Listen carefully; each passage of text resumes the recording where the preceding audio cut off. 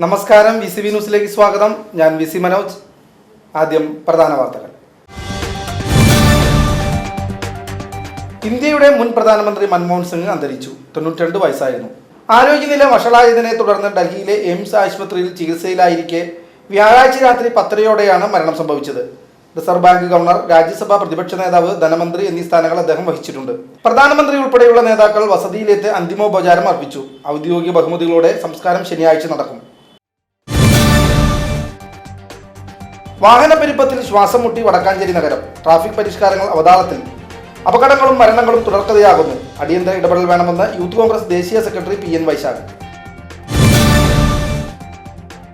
ഹൃദയം തുറക്കാതെ വാൽവ് മാറ്റിവെച്ച് തൃശൂർ മെഡിക്കൽ കോളേജ്. അക്കിക്കാവ് സ്വദേശിനി 74 വയസ്സുള്ള വീട്ടമ്മയ്ക്കാണ് വാൽവ് മാറ്റിവെച്ചത്. വിജയകരമായ നൂതന ചികിത്സയിലൂടെ രോഗിയുടെ ജീവൻ രക്ഷിച്ച മെഡിക്കൽ കോളേജിലെ മുഴുവൻ ടീം അംഗങ്ങളെയും ആരോഗ്യവകുപ്പ് മന്ത്രി വീണ ജോർജ് അഭിനന്ദിച്ചു. ദേശീയ കഥകളി മഹോത്സവത്തിന് ചെറുതുരുത്തി കലാമണ്ഡലം നീള ക്യാമ്പസിൽ തിരിതെളിഞ്ഞു. പത്മശ്രീ കലാമണ്ഡലം ഗോപിയാശൻ ഭദ്രദീപം കൊളുത്തി കഥകളി മഹോത്സവം ഉദ്ഘാടനം ചെയ്തു.